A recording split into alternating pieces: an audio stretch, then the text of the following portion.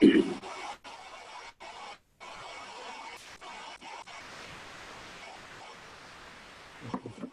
on. David, Okay, I see it. Very good. So just to David, unmute yourself. Oh, no, I'm unmuted. I'm unmuted. No, David Seligman. No, I'm talking to David. Yeah. Just to recap for the recording, it's with great pleasure that we have as our speaker today, Rotary past President David Seligman, who comes with a wealth from South Africa originally, and who comes with a wealth of experience in educational programming around the world and with the BBC. His topic today is nonviolence, is it strength or weakness? The dilemma of Nelson Mandela. So without further ado, past President David Seligman. Thank you, Art. I think that there's quite a lot of ground that needs to be covered, so you will excuse me if I have to leap from topic to topic and maybe leave some things out that you might have found important. However, there will be time, I hope, afterwards for questions, and you can fill in anything you think I have left out. I think one of the first questions we need to ask before we talk about this non-violence and violence, especially in relation to Mandela and South Africa, is what is apartheid? Every time I hear the word used, I cringe a little, because some words have got very powerful meanings. There are many disasters in the world, but when we talk about the Holocaust, we mean something very precise. When I talk about apartheid, I mean something very precise. It is not anything like its use in different countries for different uses. David, could you back up? David, could you back up just a little bit from the camera so we can see your full face? Very nice. So the word of apartheid very often in South Africa has got a very specific meaning of a period of intense repression, of intense cruelty to a whole community in a way that goes beyond anything that we have seen in other places. And whenever anybody talks about apartheid over here, I think these people know very little about the actual extent of the cruelty of apartheid in South Africa. I think that it is also important to understand the de facto and de jure situation. That is, in pre-1948, there was a de facto separation of groups of apartheid. After 1948, there was a lot of legislation that actually formalized it and made it part of the law of the land. And a lot of the Mandela speech at his trial goes into differentiating between the two periods, and also looking very closely at the way in which it all developed. When we talk of non-violence, of course, we immediately think of people like Gandhi, and although he preached non-violence, you might well remember the extreme violence that resulted when India got its actual independence. We think of Martin Luther King and his use of non-violence and the kind of violence that he had to face in return for that. All this is very much brought to mind in all the obituaries that were given for John Lewis in the United States over the last few weeks. Right. Mandela was very much part of the ANC, of the African National Congress, right? And he went on trial several times In fact, when he was at the Rivonia trial, which is the one where he gave his famous speech, he was already a convicted prisoner. The trial took place in 1963 to 1964, and I want you to keep that in mind, because every now and again one has to jump around to give it some greater context.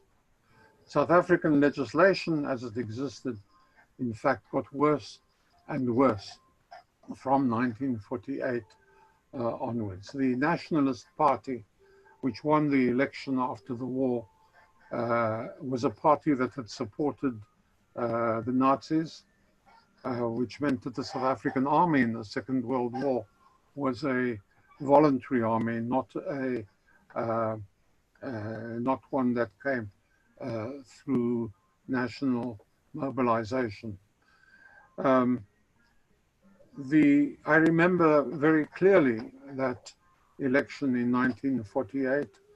Of course, it was in my final years of school, and I remember coming home to find my father glued to the radio, all pre-television days, of course, listening to the results that came in, waiting for a result from General Smuts, who was the leader of the United Party, which was in opposition to the Nationalist Party.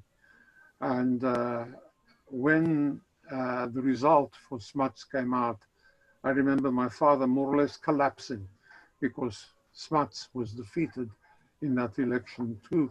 And my father had very clear memories at that stage, more than memories, of the destruction of his own family in the Holocaust. So they were expecting dreadful things from the new Nationalist Party.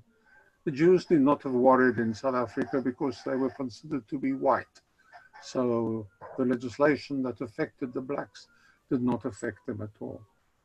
Now let me get now to the Rivonia trial. The Rivonia trial was quite massive when most of the ANC and the Umkhonto Izizwe, the armed wing, were arrested at the farm just outside Johannesburg.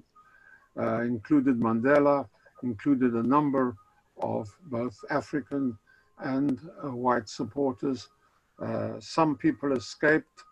Arthur Goldreich, who was very important, in fact came to Israel and lived over here.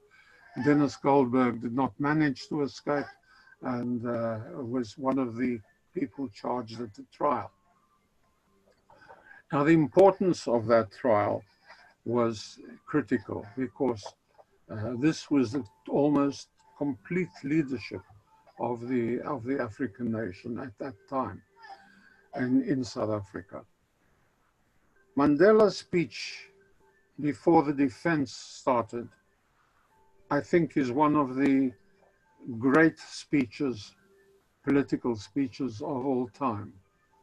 As I mentioned last week, you can, in fact, if you are in London, you go to the British Museum, not the British Museum, the British Library, and you can actually listen to it and many other speeches, including the I Have a Dream speech.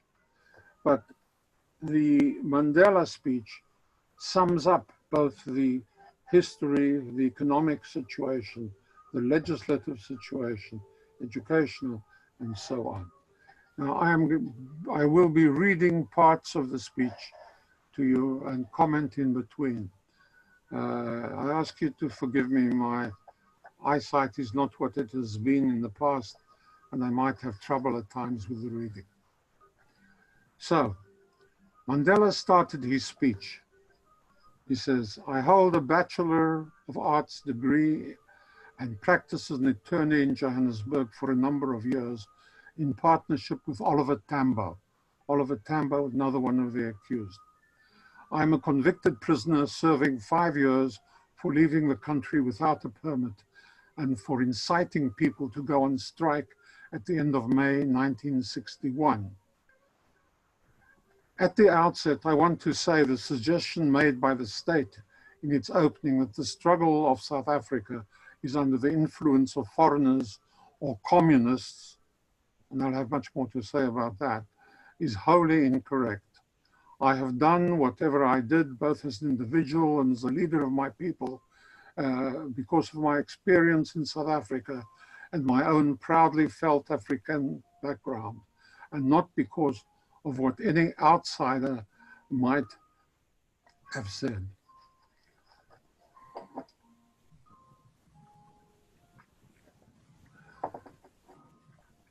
He then goes on to give some of his background.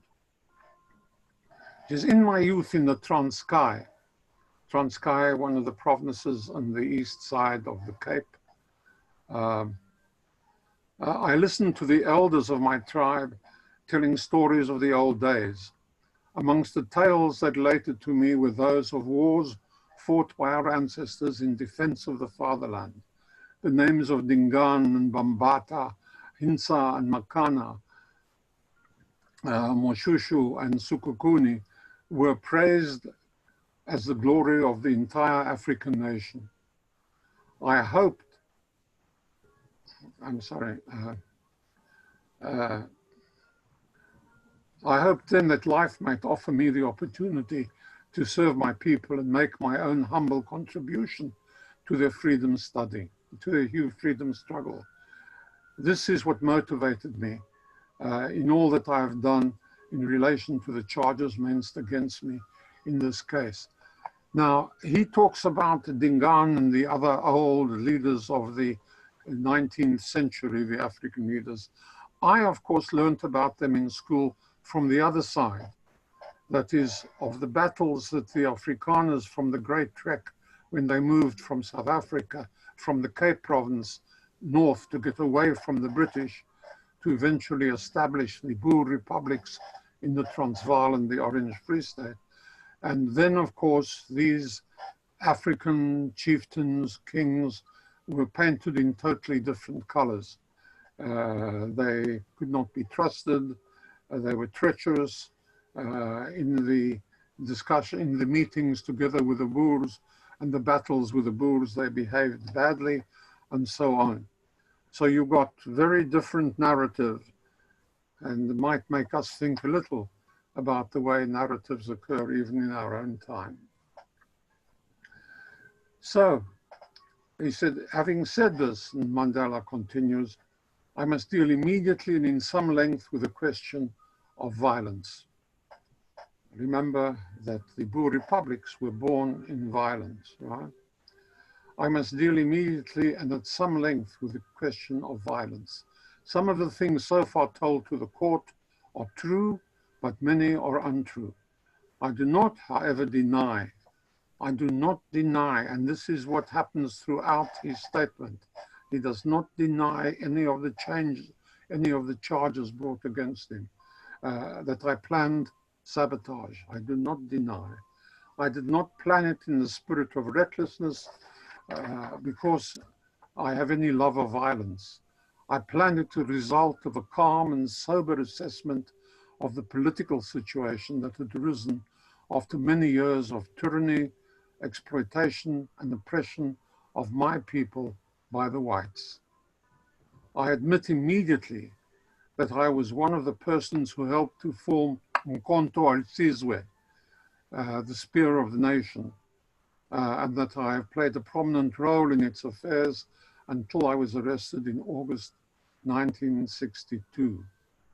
So up to this point, the African National Congress had indulged only in non-violence. And Mandela goes on to talk about the reasons for considering violence after all the time that they found that non-violence was not helping them very much. So why the move? What is it that they were trying to achieve? Mandela continues, above all, my lord, we want equal political rights because without them, our disabilities will be permanent. I know this sounds revolutionary to the whites in this country because the majority of voters will be Africans. It gives us pause for thought over here. This makes the white man fear democracy. But this fear cannot be allowed to stand in the way of the only solution which will guarantee racial harmony and freedom for all. It is a political position based on color. It is entirely artificial. And when it disappears, so will the domination of one color group over another. The ANC, the African National Congress, has spent half a century fighting against discrimination. So we now have Umkhonto weSizwe. It's a Xhosa phrase meaning the spear of the nation. And of course, being Xhosa, they have interesting sounds in their language. It's actually Umkhonto weSizwe. They have clicks, which are quite difficult for a non-speaker to get. He makes it very clear that the African National Congress was the political branch that only dealt in negotiation, totally non-violent. That Umkhonto weSizwe was a military organization and was completely separate from the ANC. That it had a lot of joint membership, of course, blurs the line a little bit, but they tried to maintain this throughout all the negotiations that followed. Now, why the need for a military or violent organization? Firstly, we believe that as a result of government policy, violence by the African people had become inevitable, and that unless responsible leadership was given to canalize and control the feelings of our people, there would be outbreaks of terrorism, which would produce an intensity of bitterness and hostility between the various races in this country, which is not produced even by war. Secondly, we felt that without violence, there would be no way open to the African people to succeed in the struggle against the principle of white supremacy. All lawful modes of expressing opposition to the principle had been closed by legislation, by law, right? And we were placed in a position in which we had either to accept a permanent state of inferiority or to defy the government. This legislation progressively made it impossible for Africans to live where they wanted to live, for families to be together, for people to move whole populations as they declared parts of the land not available to them, how they could move, when they could move, and so on. And he says, but the violence which we chose to adopt was not terrorism. We who formed Umkhonto were all members of the African National Congress and had behind us the ANC tradition of non-violence and negotiation as a means of solving political disputes. We believe that South Africa belongs to all the people who live in it and not to one group, be it black or white.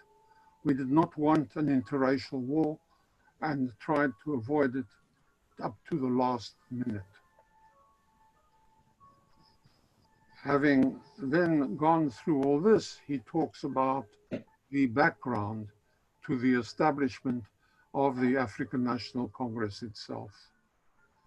The African National Congress was formed in 1912. Now, a little history lesson, right? One must remember that up to the end of the 1890s and the beginning of the 1900s, you had the Boer Wars between the British and the Boer republics of the Transvaal and the Orange Free State. Right, there was no South Africa. The Union of South Africa came about in 1910, very recent, right? And with the Union of South Africa, you had the first laws that came in. And from the very beginning, there were restrictions on what and where the Africans could live.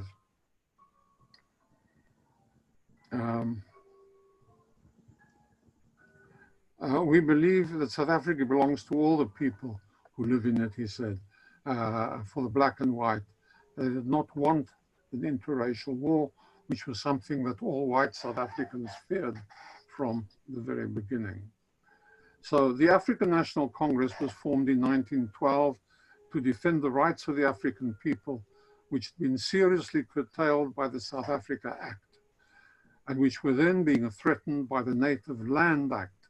For 37 years, that is until 1949, it adhered strictly to a constitutional struggle, that is the ANC. Right? It put forward demands and resolutions. It sent delegations to the government in the belief that African grievances would be settled through peaceful discussion, and that but the government remained unmoved. And the rights of Africans became less instead of becoming greater.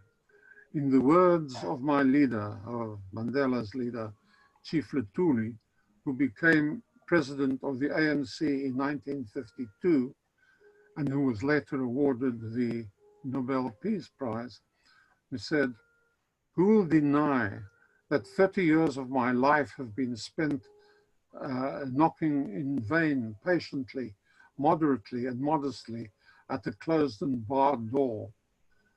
What have been the fruits of moderation?" I'm sorry. The past 30 years have seen the greatest number of laws restricting our rights and progress. Until today, we have reached a stage we have almost no rights at all. That was Chief Luthuli in the 50s.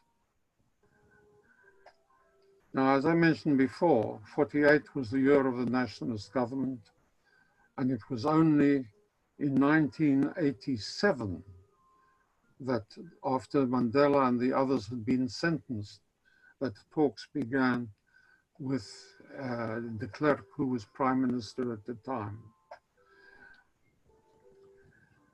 So going back then to the actual struggle that went on. In 1949, they had a defiance campaign that was totally non-violent. Mandela describes it. He says, "The stay-at-home non-defiance campaign, in accordance with ANC policy, was to be a peaceful demonstration. Careful instructions were given to organizers and members to avoid any recourse to violence. The government's answer was to introduce new and harsher laws, mobilize its armed forces, and to send Saracens. Saracens were armored vehicles, right? And soldiers into the townships in a massive show of force designed to intimidate the people." This was an indication that the government had decided that to rule by force alone, forget about negotiations, and this decision was a milestone on the road to forming Umkhonto.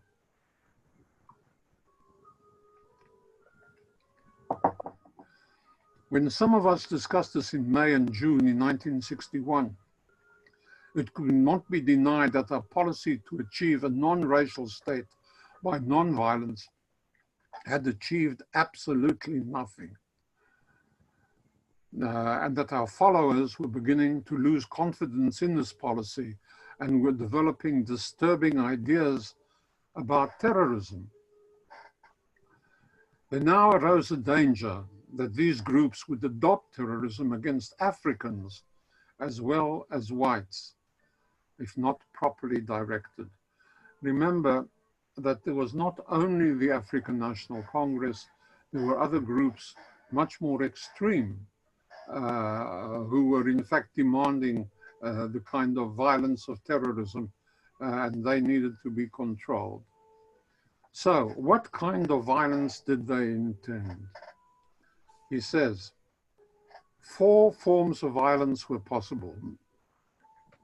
There is sabotage, there is guerrilla warfare, there is terrorism, and there is open revolution.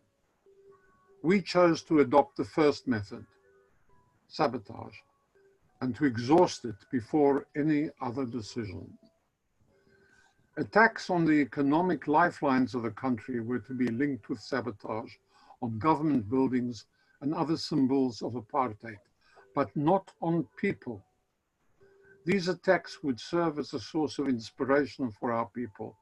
In addition, they would provide an outlet for those people who are urging the adoption of violent methods, and would enable us to give concrete proof to our followers that we had adopted a stronger line and were fighting back against government violence. In addition, if mass action were successfully organized and mass reprisals taken, we felt that sympathy for our cause could be aroused in other countries, and that greater pressure would be brought to bear against the South African government. He is, of course, foreseeing the development of the whole anti-apartheid movement internationally, which was very powerful in the 60s and 70s. Now, Umkhonto, Sizwe, the military wing, what kind of command structure did it have? He says the high command and regional command were an important form, and it worked that way. There were the national, the regional, the district, and so it went down. And what did he base it on? I believe that none of you would even imagine what Umkhonto Sizwe based its command structure on. Any guesses? No. The Hebrew Bible. What? The Hebrew Bible. Not the Hebrew Bible at all. What they based it on, believe it or not, was the Irgun Tzvai Leumi, of the Jewish underground organized between 1944 and 1948. Later on in his speech, he also credits the Haganah for the decision not to attack human targets. Now, I never knew this until I read the speech again. I'd forgotten that he had said it. And during this past week when I read the speech once more, I was very surprised. He credits both the Irgun and the Haganah. He doesn't say anything about the PLO, which later on, and we'll come to that, provided training facilities for soldiers of the Umkhonto. Then he says, already scores of Africans had died as a result of racial friction. In 1920, when the famous leader Masabala was held in Port Elizabeth jail, 24 of a group of Africans who had gathered to demand his release were killed by the police and white civilians. In 1921, more than 100 Africans died in the Bulhoek affair. I'm sure none of us have heard of any of this before. In 1924, over 200 Africans were killed when the administrator of Southwest Africa led a force against a group which had rebelled against the imposition of a dog tax. The dogs were very important to the Africans because they used them for all kinds of purposes. So the imposition of a tax on a poor population was in fact a hardship. On 1st May 1950, 18 Africans died as a result of police shootings during that strike that I spoke about before. Right. On 21st March 1960, 69 unarmed Africans died at Sharpeville. Now, Sharpeville is a turning point. Sharpeville, the shooting, it was the age of camera reporting. You saw what happened on television and so on. Thing about the people killed in Sharpeville is that the majority of them were shot in the back. They were running away. When the police started firing, they were running away. Shooting continued, and 69, including women and children, died. So it was critical for mobilizing both international support for the anti-apartheid movement and for the recruitment of people, of Africans to join Umkhonto. Military training took part all over Africa in many of the countries that had already fought for their independence. A major center was Ethiopia, where a lot of training took place.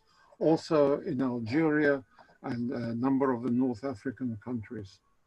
They also at that stage moved out of ignoring outside support from the East, from the countries of the Soviet bloc, because they then discovered that the independence movements across Africa were all well supported by the Soviet bloc. They felt that it was it didn't commit them to anything if they had support. You took what you could get. He gives an example because the state prosecution kept accusing them of being communists. He said, well, in the Second World War, the Western countries joined together with the Soviet bloc to the defeat of Hitler. It did not mean that they in fact followed any communist ideology. It was a common goal that they needed to achieve. So we got to Sharpeville, right? So how many more people, how many more Sharpevilles were there to be in the history of our country? How many more Sharpevilles could the country stand without violence and terror becoming the order of the day? It is true that there has often been close cooperation between the ANC and the Communist Party, but cooperation is merely proof of a common goal, in this case the removal of white supremacy, and is not proof of a complete community of interests. In fact, during the speech, on a number of occasions, Mandela makes a very strong point to the fact that he is not a communist, right?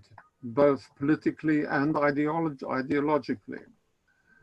He says, from my reading of Marxist literature and from conversations with Marxists, I have gained the impression that communists regard the parliamentary system of the West as undemocratic and reactionary.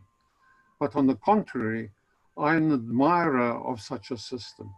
I admire the Magna Carta, the Petition of Rights, and the Bill of Rights are all very important documents in our thinking. Having spoken about the military and violent reaction of the government up to that point, he then looks towards an economic analysis. What can you do, in fact, that would really affect the government in some way? And the anti-apartheid movement and all the boycotts that existed afterwards, many of them were in fact connected to economic warfare rather than physical warfare.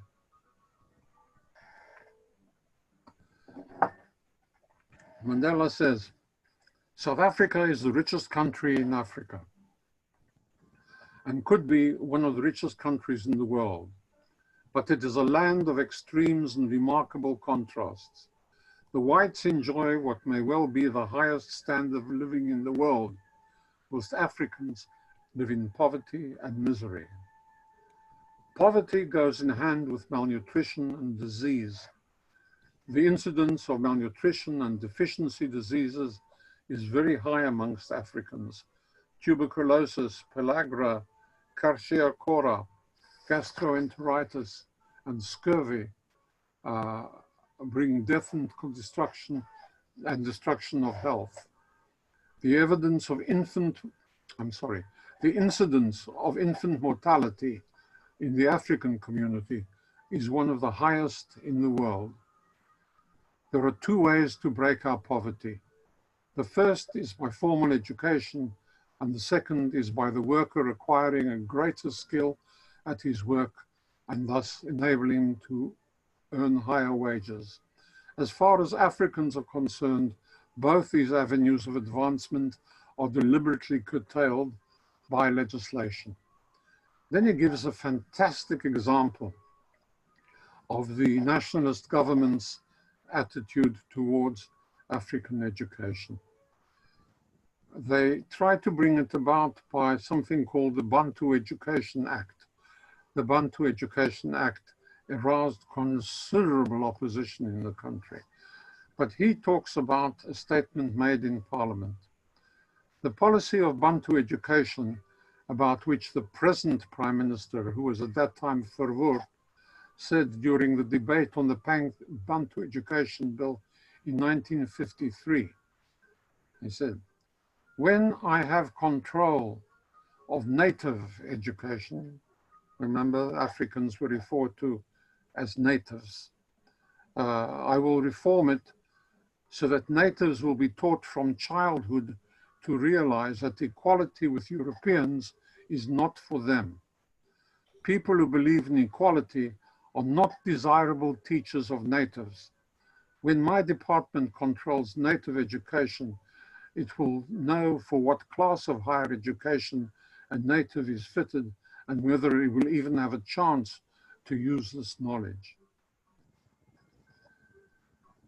So, another attack on the African people from that aspect of education. It is the lack of human dignity experienced by Africans is the direct result of the policy of white supremacy. White supremacy implies black inferiority. Legislation designed to preserve white supremacy entrenches this notion. Menial tasks in South Africa are invariably performed by Africans. When anything has to be carried or cleaned or cleared away, the white man will look around for an African to do it for him. Let me digress for a moment. In the late 60s, I was in South Africa with a family on a visit, and we went to the Kruger National Park to see the animals. As we drove into the park, and the roads there were not paved, a car coming in the opposite direction threw up a stone which shattered my windscreen. All right, so I think what was worrying me was that we might come across a group of baboons, because baboons clamber onto the cars and are quite dangerous. So I continued driving to the camp where we were going to spend the few nights we were there, and met up with the man running the garage. I showed him what had happened, and he said, "Well, the first thing we need to do is to clear away all the shattered glass."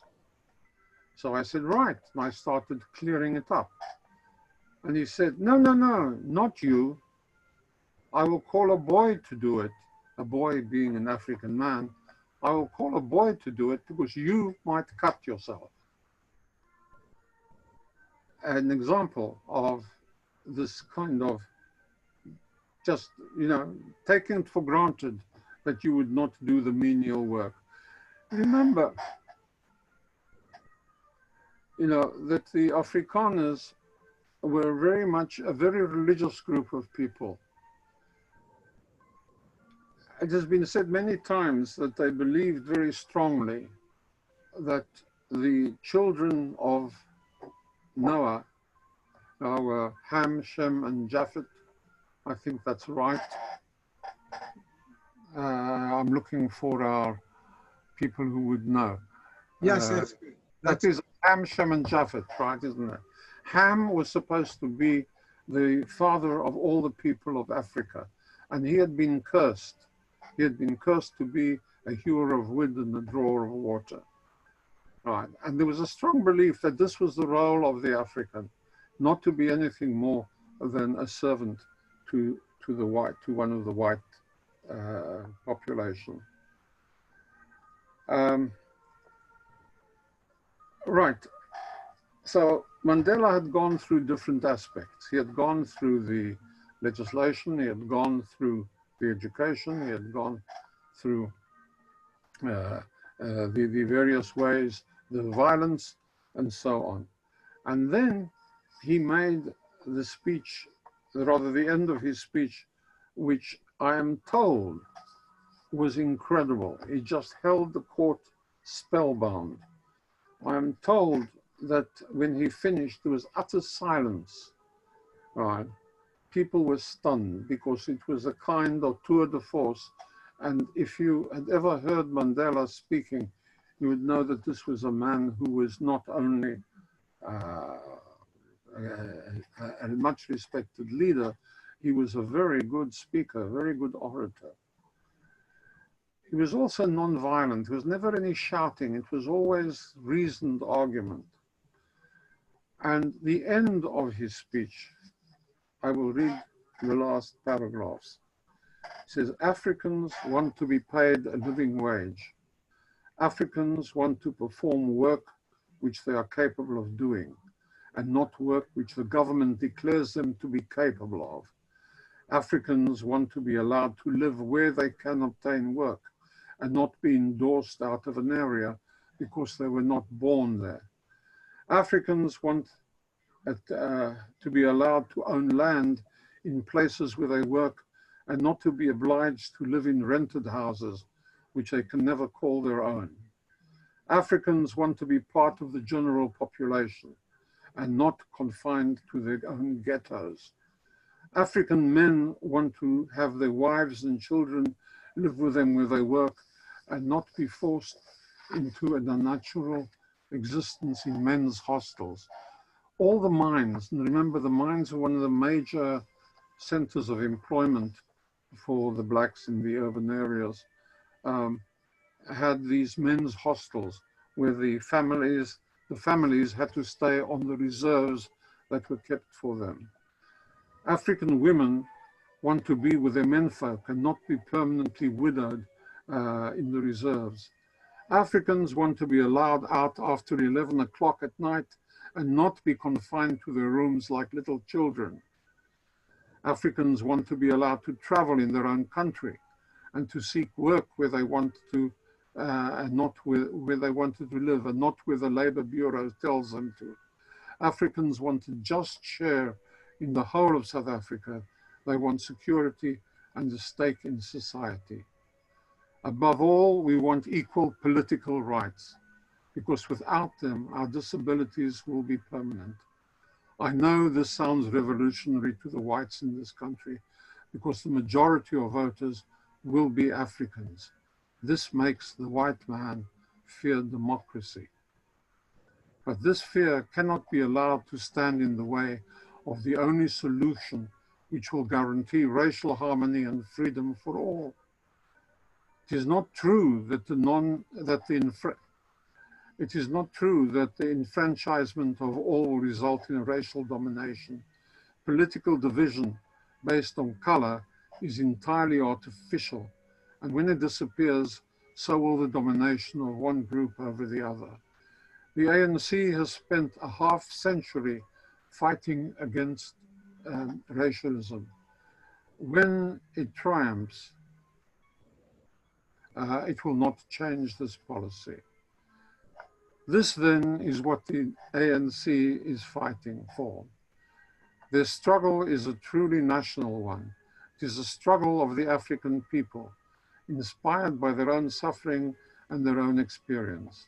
It is a struggle for the right to live.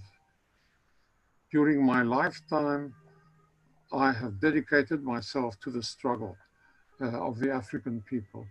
I have fought against white domination, and I have fought against black domination. I have cherished the ideal of a democratic and free society in which all persons live together in harmony and with equal opportunities. It is an ideal which I hope to live for and to achieve. But if needs be, it is an ideal for which I am prepared to die. And there the speech ends. Now, that was the beginning of the defense. After this, the lawyers took over.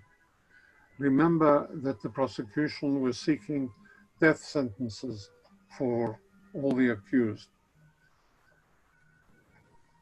The actual sentence was life imprisonment, and the defense attorneys thought of this as a victory. In fact, Dennis Goldberg, the only white who was accused there, turned around and said, life is good.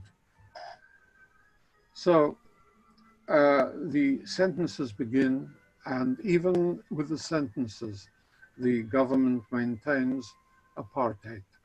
The blacks, the Africans, are all sent to Robben Island.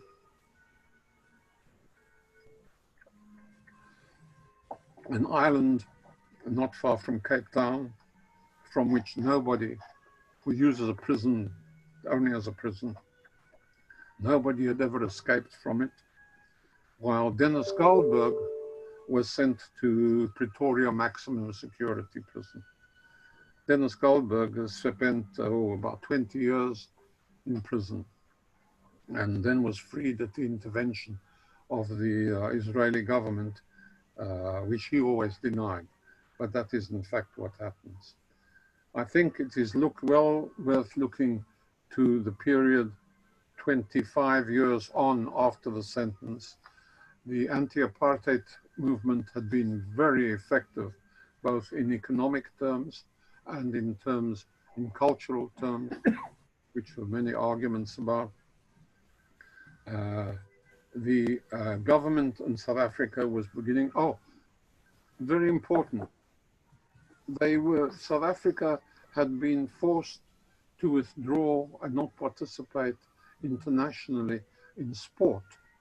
And sport is very important in South Africa, right? So you had the prevention of economic development, sport development, cultural development, right? But I think it was very much the effect on the economy of the country, which was making it more and more difficult, that in 1987, the Prime Minister of the time, Willem de Klerk, started negotiating with Mandela. Mandela was moved from Robben Island to a prison near Paarl, which is a town in the Cape Province, not very far from Cape Town. And his conditions of imprisonment were much improved then. The negotiations started in 1987. In 1990, Mandela was released from prison. I remember watching on television, in all the years that he had been in prison, no pictures of Mandela were ever displayed. All the pictures of Mandela that we saw were from up to the time of his imprisonment, which was when he was in his early 40s. So he came out, he was in his 70s, right? And it was something of a shock when we saw him on television coming out as a rather wizened old man. Prison is not a joke for anybody, and especially not in South Africa. But here the greatness of the man emerged once again. From prison, he went to Cape Town, and in Cape Town, he gave a speech. It was a speech of reconciliation. It was a speech of non-violence. It was a speech where he urged all his people, after thanking them all for taking part in the struggle, not to turn violent, but to look at constructive ways of development. The white population of South Africa feared that once the Africans took over, there would be bloodshed. It didn't happen. It didn't happen. And I think that this was one of the greatest achievements of Mandela. However, many South Africans, in fact, left at that point, but it's still there. It's a matter of interest. The Jewish population of South Africa at its height was something like 120,000. That was always a very active community. So it appears in many organizations far beyond their actual numbers. Now there are something like, between 60 to 70,000. That is all they had left. Most of the young people had left, and it wasn't only a question of fear of violence, it was also as the African had access to various, it became more and more difficult for young men, young women, white young men and women to actually get employment for a long time. Right, so 1990 then, he's released from prison and he makes this fantastic speech in Cape Town. Parliament continues, and in 1991, all apartheid legislation is repealed. Right. In 1993, de Klerk and Mandela are awarded the Nobel Peace Prize. From 1994 to 1999, Mandela is President of the Republic of South Africa.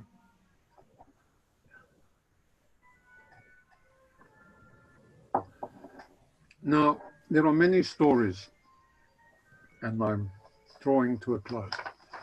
There are many stories told about Mandela and the thing. First of all, you had the Truth and Reconciliation Commission, which was an attempt to take the worst excesses over there, to talk them through, to punish where punishment is necessary, to forgive where forgiveness was necessary, and so on. It is a model that many countries have tried to actually put in place. It actually worked, surprisingly, right? The Percy Yutar, who was the prosecutor, was the Assistant Attorney General of the Transvaal at the time, later became the actual Attorney General, had worked very hard to convict Mandela and the group and to get them the death sentence. When Mandela was president, he invited Percy Yutar, who was an Orthodox, was an Orthodox Jew, invited him to lunch at the Pretoria, at the government buildings, for a kosher lunch. And he is reputed to have said that Yutar was only doing his job and there was no point in feeling bitter against him. Joel Joffe, who had organized the actual case of defense, who worked very closely with the advocates as a lawyer in his own right, was invited to the inauguration of Mandela as president. And when Mandela saw him in the audience, he pointed a finger at him and said, "There's the man who put me into prison for 27 years. He also saved his life." But Mandela was always somebody who recognized the people who worked with him, who always had sufficient dignity and respect for other people to treat everybody with respect, right? Which is the thing. Mandela was born in July 1918, and he died on the 5th of December 2013. It was the end of an era. It was very different. Mandela was a giant of his time. What has happened in South Africa since is, of course, material for a totally different talk. Thank you all very much. Any questions? Thank you very much, David. Are there any questions? Raise your hand or send me a note. Art? If there's no one else who wants to proceed. I have a question later, but you first, Art. Okay, thank you. I've always been intrigued by the political dynamics within the Afrikaner camp, primarily Boer immigrants from Holland of 200-300 years ago, in order to persuade his own polity for the necessary steps. Art, your voice is coming and going. I will Okay. speak closer to the microphone and stay Yes. in the same distance.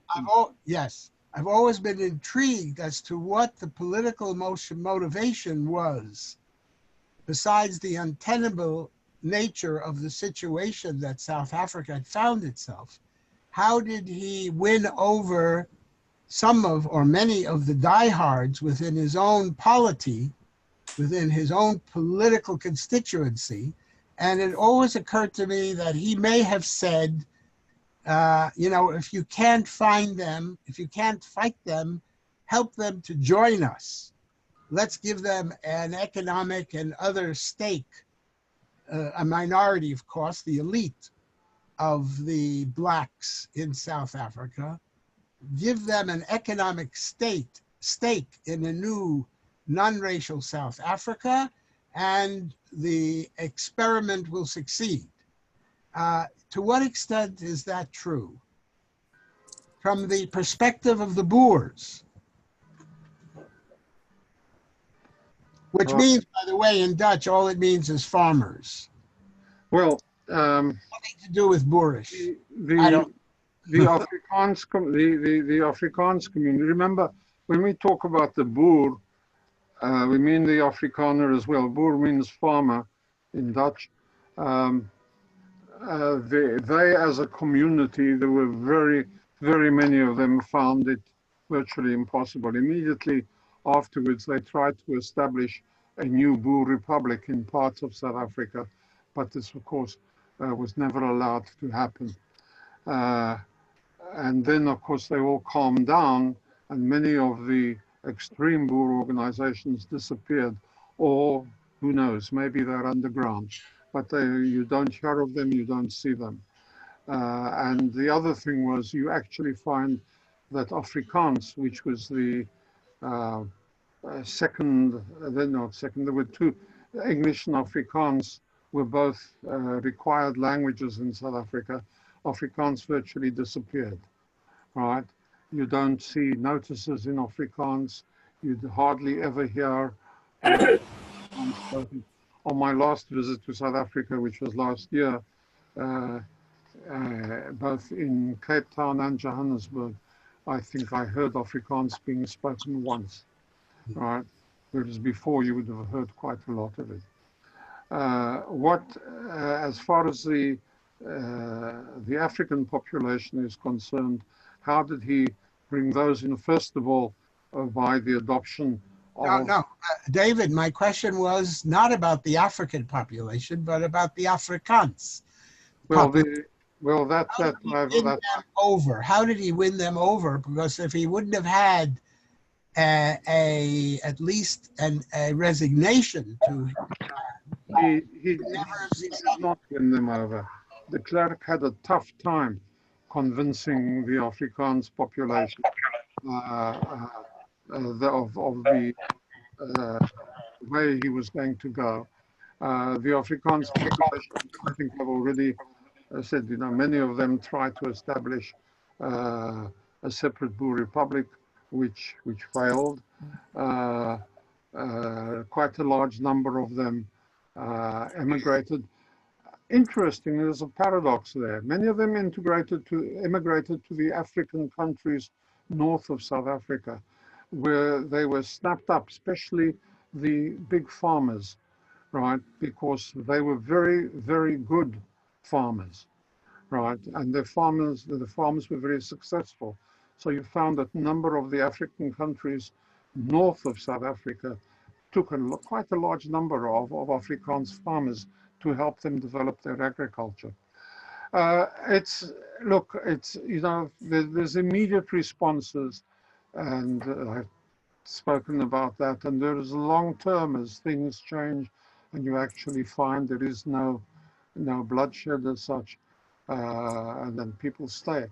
There are Afrikaners still in South Africa, but they're no longer an influential part of the population. All right. Any other question from our friends? Just a brief question from my side, David. Oh yeah, Carrie. David, I am very not good informed because I said he was so very criticism of Israel. Of course, I followed it via the Dutch media, but in my opinion, he was really very negative about Israel. So the South African government has been very critical of Israel over the time because it sees the fight of the Palestinians very much as a fight for national liberation. The other thing is that, as I mentioned before, that Umkhonto weSizwe received quite a lot of its military training in the PLO camps of the 1960s, right?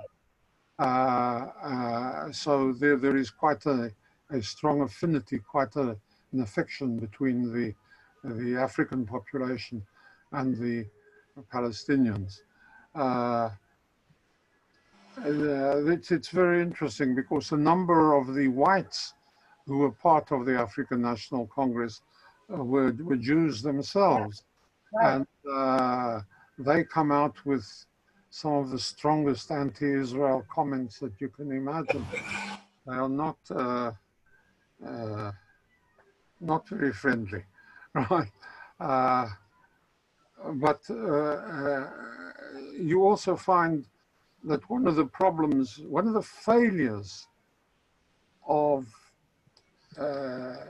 Israel is Hasbara, is explanation of where they stand, what their intentions are, and so on. There is plenty to blame Israel for, right? There is plenty that you can criticize Israel for, but you never find that the positive side of what has happened here is ever presented to these people. So it's rather unfortunate, but the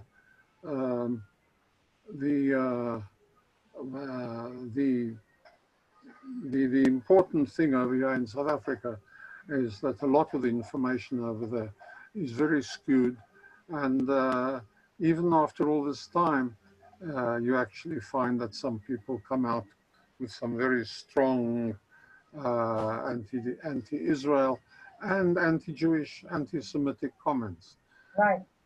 However, the Jewish community in Johannesburg and Cape Town, which are the main centers, live in enclaves, right, where they think are quite a prosperous community, are very much part of the economic development of the country, but they keep their heads below the parapet. Thank you. Thank you very much, David. My last point, just very briefly, it strikes me that a man of that stature and leadership of Mandela did very little to secure a proper succession of himself. If I think of Mbeki and later Zuma as his successors, and Mbeki in half disaster and Zuma a total disaster, that is somehow disappointing. Can you just one brief sentence to it, because we need to close? You know, how shall I put it? You know, there's an expression that says power corrupts, and absolute power corrupts absolutely. Sadly, this is very much what happened in South Africa. You actually find that this happens also as people who had no authority before suddenly find themselves in charge of the distribution of monies or whatever it is, and corruption soon sets in. Zuma was one of the freedom fighters. Zuma was one of the people, one of comrades of things. Zuma becomes president and becomes obscenely corrupt, right? I don't know if any of you remember some pictures of what he had built for himself in the area of Natal that he comes from, right? A huge mansion, an airstrip, you know, millions spent of government funds for his own benefit, right? Zuma, of course, this is rather interesting now, despite the fact that he was one of the freedom fighters, despite the fact that he was one of the comrades of the struggle, right, is on trial now. He's actually being charged. The judiciary seemed to be quite effective still. The one thing that you're absolutely right, you get Mandela, who is a giant of a man, right, who is a real leader. You know, I keep thinking of our situation today. You know? When one looks at both here and at the States and in various countries, you know, there is no giant, there is no leader, there is nobody who inspires the kind of confidence that we expect in a leader. Mandela was that kind of man, right? The people that came after him, it gradually dribbled down and down, right? The people who came first after him were okay, but you're giving away, David, you're giving away the entire content of your next lecture. Yeah, okay. Well, that's something else. But as I said right at the end, you know, South Africa today is a completely different thing. You know, the other problem, of course, in a situation like that, a large population is freed from domination and discrimination, and they come with all kinds of expectations which are totally unrealistic. South Africa did tremendous work in building houses while Mandela was president. David, we have to... Low-cost housing, tremendous thing. You know, since then you find there's been a gradual disintegration of the electricity supply, for example, the control of water, and so on, right? You actually find that the hopes of Mandela are going to take more than just a few years, you know. I always believed that any change like this is one of generations and not of a couple of years. Hello? But people are not patient. The young Africans. David, we want to have you back for a full... David, yeah, we have to, David, I think we have to look in the watch. We should finish the meeting now. So... Very well. Okay. I would say we have another talk on South Africa sometime in the near future. Many thanks for your interesting talk. I think it was food for thought for everyone. Thank you very much. Before I close the meeting, just a reminder to any of our members, 1 second, Art. Yes. Any of our member who has not yet sent their vote for the incoming board of next year, please send the email. We are waiting for it. No vote with our small membership would be rather sad, okay? Thank you very much for all those who have already voted. Now, Art? Just as program chair of the club, if I could please ask Toby to put into chat her email address so we will know how to keep you informed of future meetings. Fantastic. Yes, I will. I hope. Okay, great. We send you the invitation and I'll send you the weekly bulletin. Excellent. Okay. Thank you so much. So I ring the bell. Everybody can see the bell. Where is the camera here? And that closes today's meeting. And see all of you next Wednesday, I hope. And Louis and Carrie have a great time in Holland, okay? And Jona, thank you for joining our meeting today. Thank you very much. So Take Toby, Bye. I will keep care, everyone. open my email, toby.rubeck@gmail. At G. @gmail.com, yes. Yeah, that's fine. I have Gmail too. Many people have that. That's great. Thank you. Bye. Thank you. You all. Bye. Thank you.